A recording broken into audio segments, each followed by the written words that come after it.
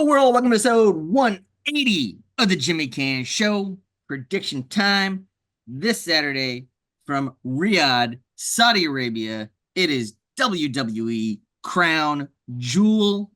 It will be held at the Mohammed Abdu Stage Arenas Stadium, whatever it is. I don't know. Got 7 matches on the card. 2 real title matches, 2 pseudo title matches. And I did retain from Halloween Havoc. Our only difference was in that main event. Trick came through for me. Um, and then the only other one that I got wrong was the women's North American. Oh, They okay. but I was right. They did do a gauntlet. Remember I said it was going to be Yep. a Yeah, handicap or that a was the gauntlet? call. That was the call. That was the call. Oh, and I did say that we both said Ridge was going to win, and I said he was probably going to end up in the title picture, and that's looking like the case. hmm Bonus hmm points. Yes. I must say, we're gonna start doing some extra credit or something. A quarter of a point or something. So let's kick this thing off with a grudge match. You have Seth freaking Rollins taking on Big Bronson Reed.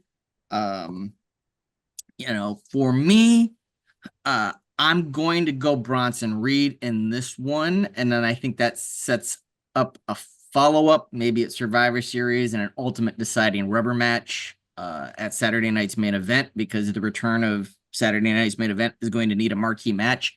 And I think Reed and Rollins would be great for that, and especially, like I said, if it's the rubber match in the scenario. So I'm going to go with Bronson in this one.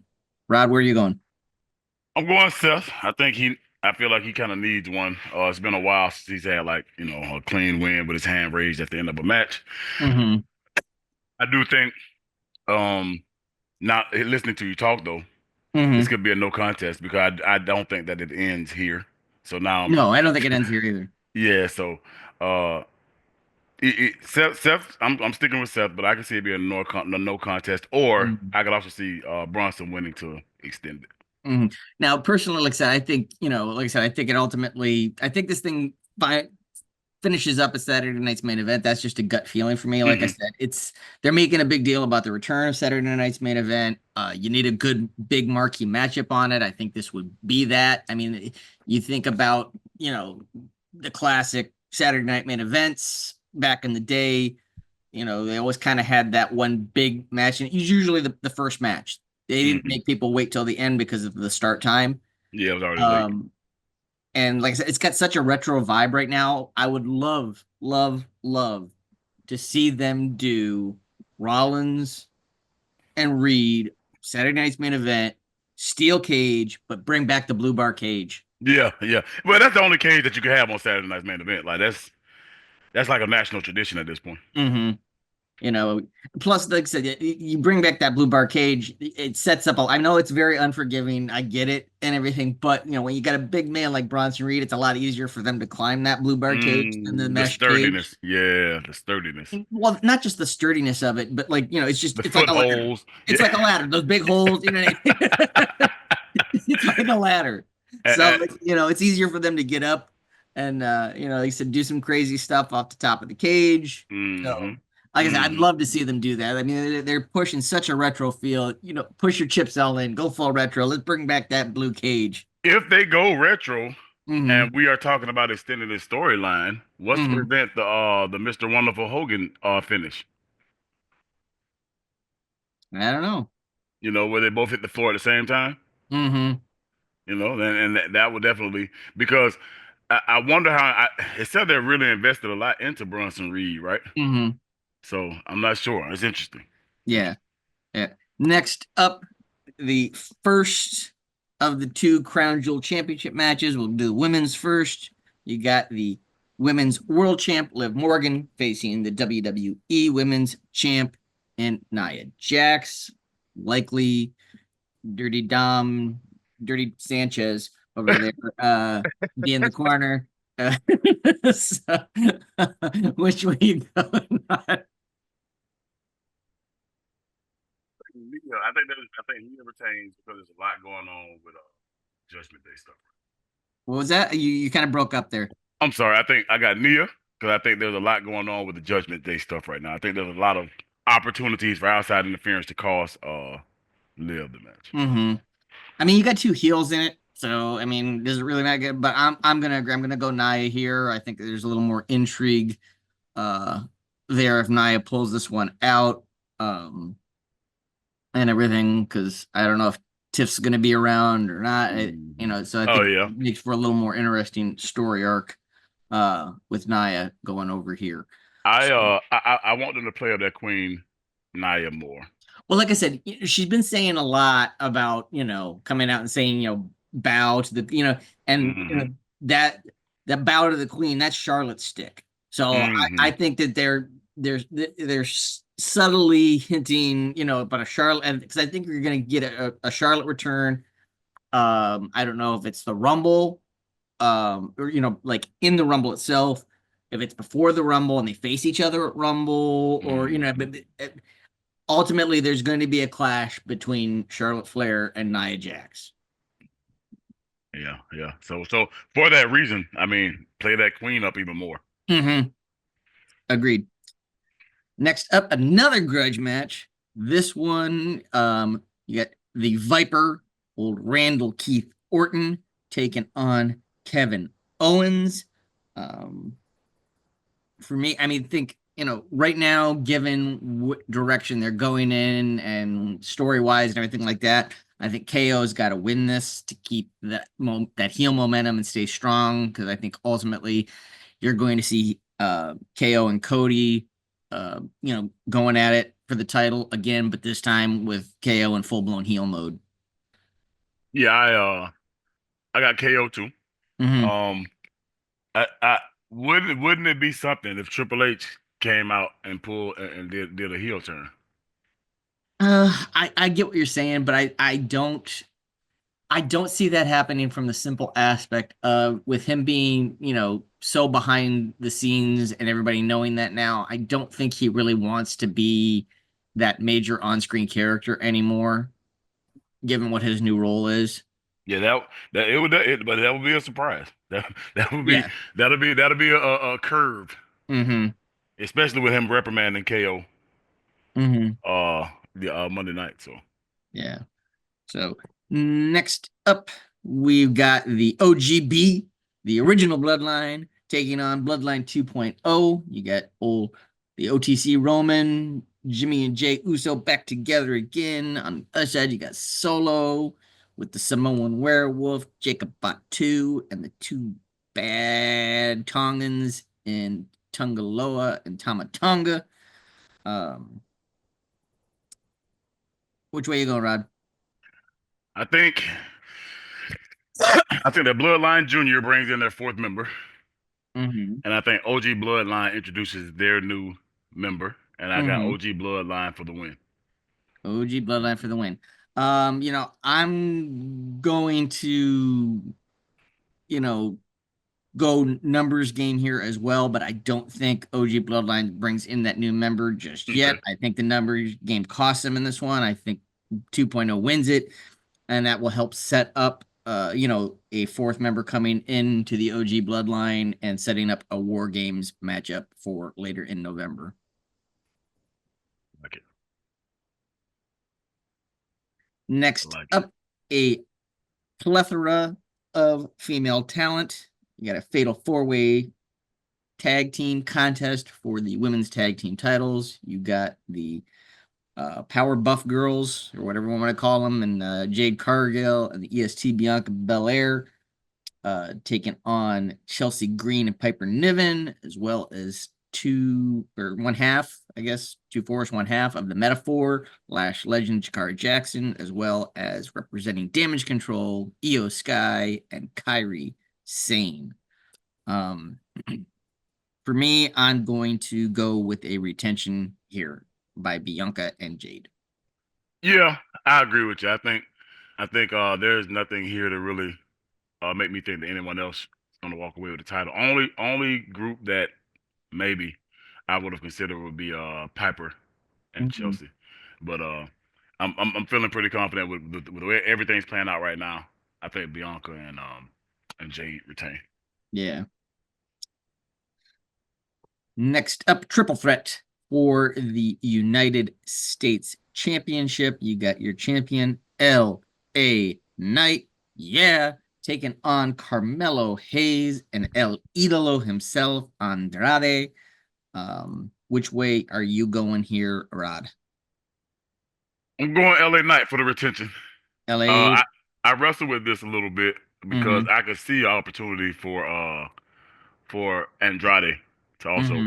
get it here, but Mm-hmm. Yeah, I'm gonna agree. I'm gonna go with LA Knight as well in a retention. Especially like they just introduced the easiest of custom championships, I guess you could kind of call it. I don't know if you noticed, where they just put the actual regular old plates on just a new leather strap with the LA yep. Knight logos all over the leather. You know,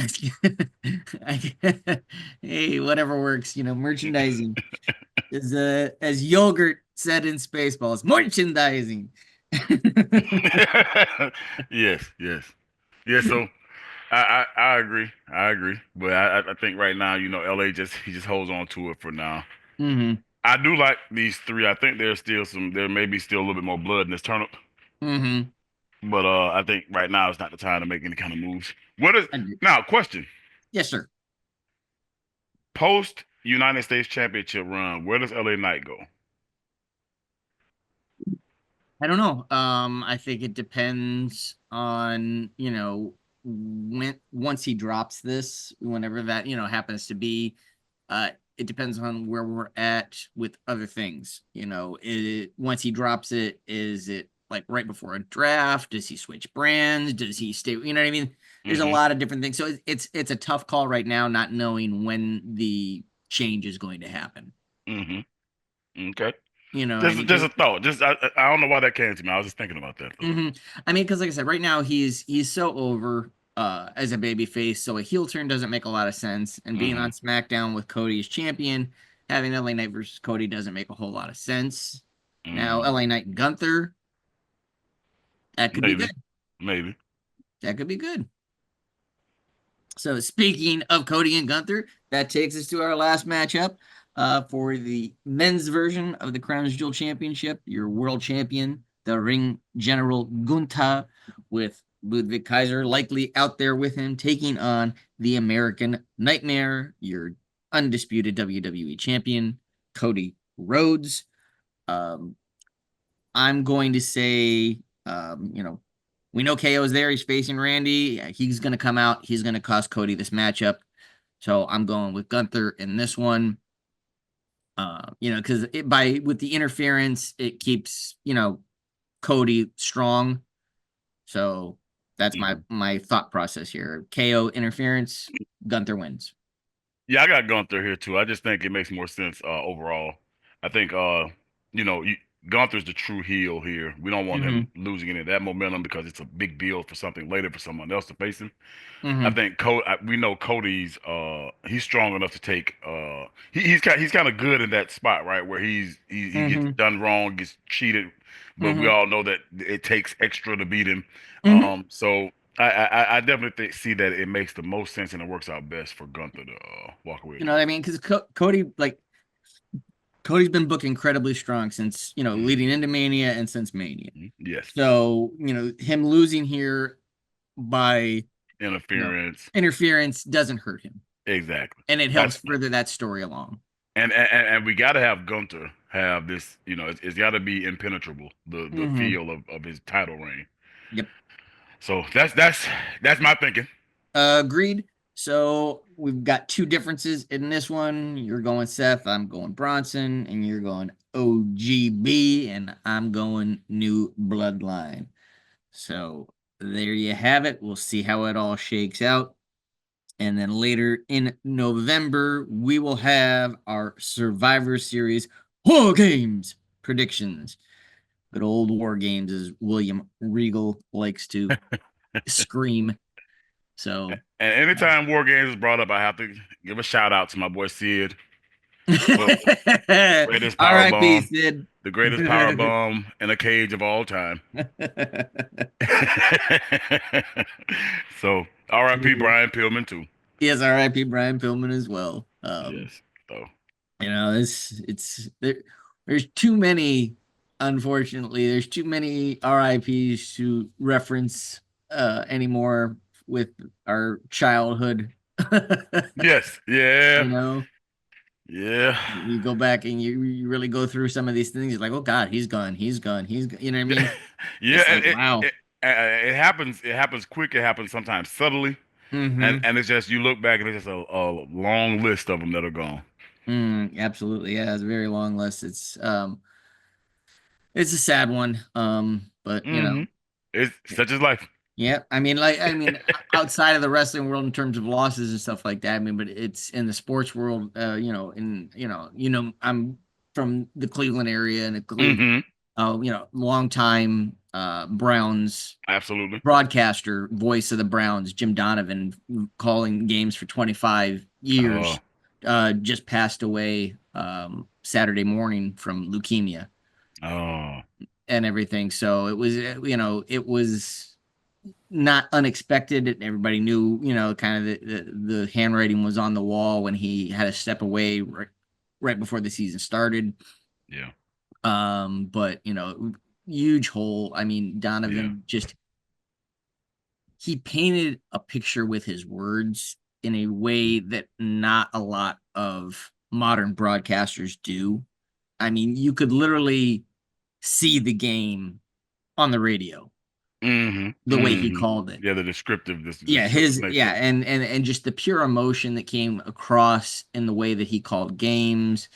Um, Did he and, have a great storytelling quality? yes, absolutely. I mean, with just expressions and when the incredibly long postseason postseason drought finally ended for Cleveland after 18 seasons. In 2020 during the COVID season, and they clinched that playoff appearance. He made the call. He's like, that's it. The drought is over. The Browns are headed back to the playoffs. He goes, and the only thing missing is all of you Oh, because there were no nobody in yeah, the yeah, the stands. COVID, yeah. Yeah, because it was the COVID season. He's like, and the only thing missing is all of you. You You know know, what I mean? So he really had a way to to turn a phrase. mhm. And I honestly truly believe, and no one's going to convince me otherwise, Okay. that he had a huge hand in the outcome of that game on Sunday Ah, against Baltimore because I mean there were so many things that were just totally unexplainable. gotcha. You know what I mean? Well, You had a that, that, pass that was right in the receiver's hands, like just perfectly wide open wide receiver, nobody anywhere near him. Doesn't bounce off his chest, doesn't bounce off his hand. He doesn't get his hands up. It bounced off his face. yeah. You know what I mean? Like that had to been Jim Donovan covering his eyes. And the You same know thing. There what's was a crazy? What's crazy is late, you. yeah, there was a late interception too. Kyle Hamilton, one of the best safeties in the league. It hits him right. It's a floater. It's the softest little pass, easiest catching. He like double catches it, triple catches it, and then drops it and everything. Like I said, that had to have been Jim Donovan standing there next to him and going, "No, you don't." Man, it's you know, I was looking at that would explain because see, I don't follow the Browns as closely as you. You're my resource. You're Uh-huh. my intel, and there was something special in Jameis. Like Yes. you could feel that he's one of those guys that are like that. You know, he's real country boy. Mm-hmm. And somebody passing like that, a lot of the times modern people and Mm-hmm. people who aren't as from those type of backgrounds, they Yes. can kind of be cold to that kind of stuff. Mm-hmm. They can brush through it and don't really let it sink in. But people who have that good that sort of a deep soul, Mm-hmm. that type of stuff affects them a lot. And you could tell that, I didn't know that the announcer had passed, but I did see James's interviews, and James he was locked in. Yeah. Yeah, He was locked. he played well. Like I said, he finished, with no, like I said, there were two or three balls that should have been intercepted that for whatever inexplicable reason were not. No, yeah, 'cause he had no interceptions.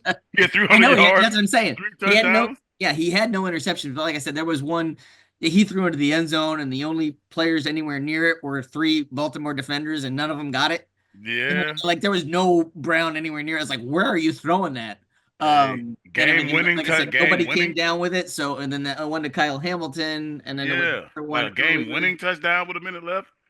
Yeah, yeah. And then well, like I said, Like, but that winning touchdown that he hit, right there was the play right after what should have been the deciding interception that got dropped by Kyle Hamilton.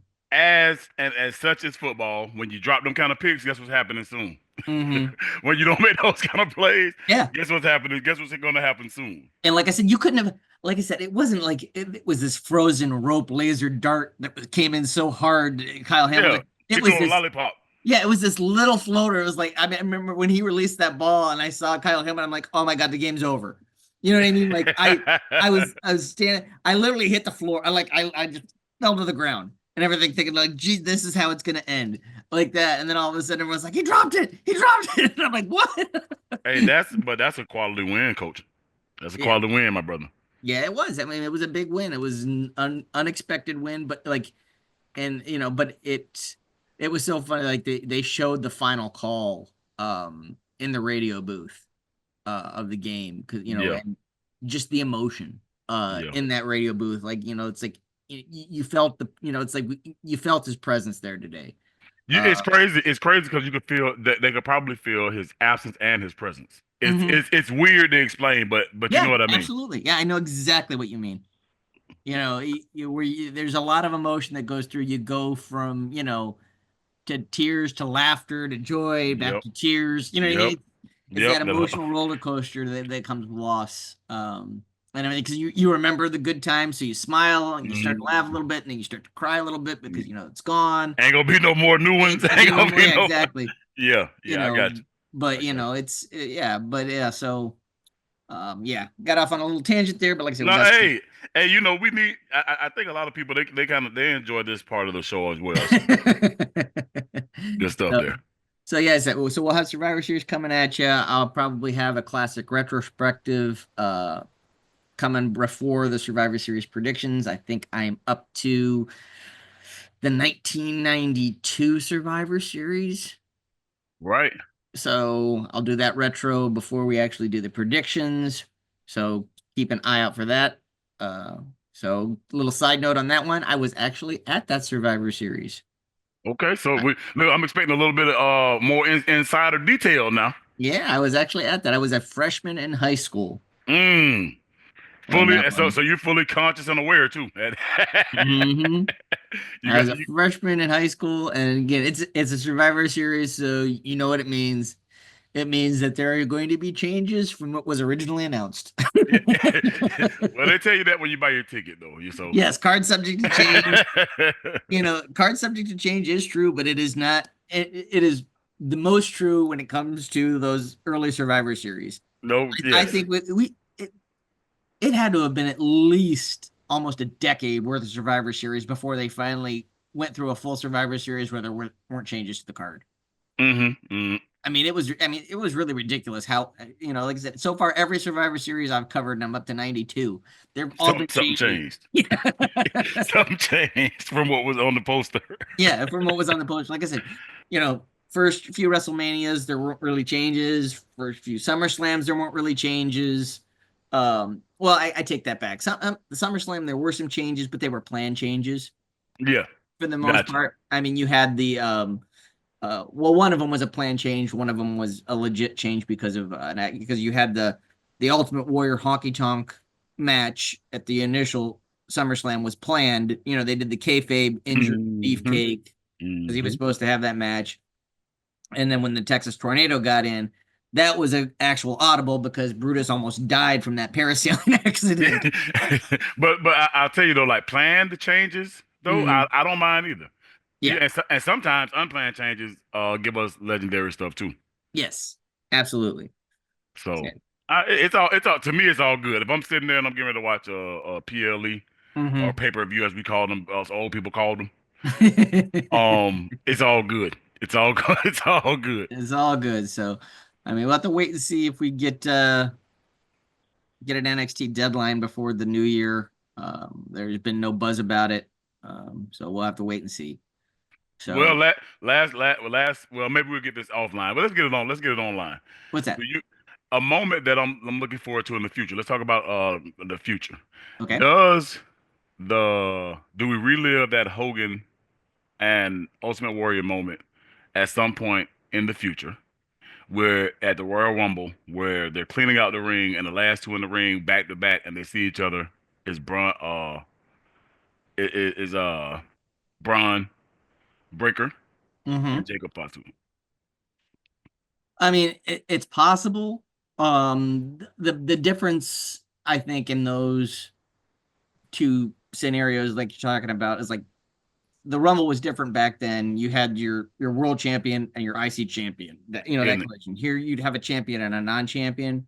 I mean, two larger than life figures. Don't get me wrong, but Yeah. not quite the same thing. I mean, I think the only way you're going to get something kind of comparable to that would be if either your world champion or your WWE champion says they're entering the Rumble for some odd reason, and or your US champion and your IC champion, kind of Hmm. clash. Um, maybe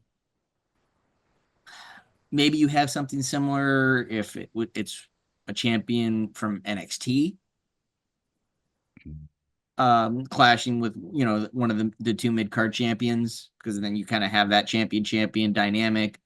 Or, I mean, let's be honest, you've got that working relationship right now with TNA.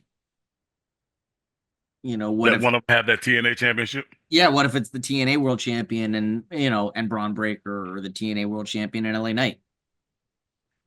Because the other thing with Well, that too but is right so now so your current TNA world champion is Nick Nemeth, aka Dolph Ziggler. yes, yes. Well, I guess what I'm thinking though is I'm just thinking of how do we maximize the payoff for that Braun Breaker and Jacob Fatu Mm-hmm. in the future. Mm-hmm. So just something to throw out there. Just thinking about it. Mm-hmm. Thinking about it. Yeah.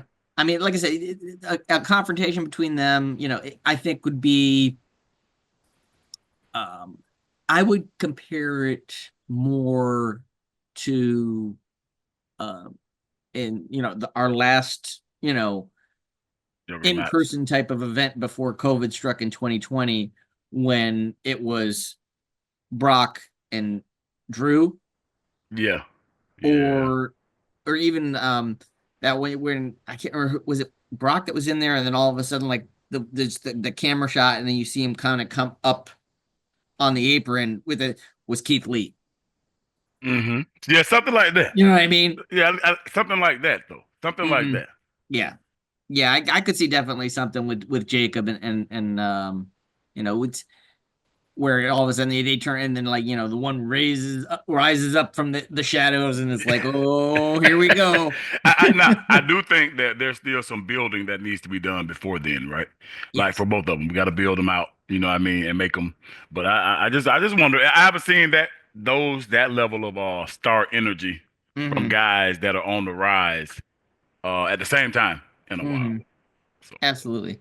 So, I mean, who do you think, real quick, who do you think enters that NXT North American title picture with Tony D, now that kind of the Obafemi, yeah, story arc is done? Who's and well who's done. yes, absolutely well done. Who's the next challenger for Tony D in the North American Championship? I mean, like I said, it looks like Ridge is going to go into with Trick. Like I said, if you're going to do Deadline, I think Deadline probably needs to be won by Obafemi, Got to. and then that sets up the follow up after Ridge and Trick. You got Hmm. Obafemi and Trick, um, or maybe Obafemi and Ridge. Who knows? But I think that's the next one in line after Ridge has his go here, whether he gets it or not. Hmm. Um, and I'm then, trying to think for that North American. but yeah, who's the next one into that North American picture right now? I'm trying to think. Who you like? I'm gonna cheat off your test. I mean, I think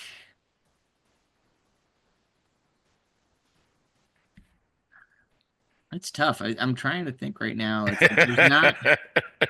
Yeah, but it's appropriate at the same time. I mean, maybe because of what they're kind of doing with the heel persona and having Sean Spears there. Maybe Brooks Jensen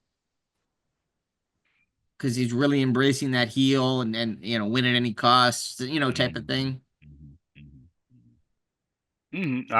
I'll buy it. I And I'm not saying he's going to be successful, but I'm Yeah, saying you're he could saying the be the next next story. challenger. Yeah, the Yeah, next story. yeah, I don't know. I'm saying besides him, I don't know. yeah. I mean, like I said, I can't think.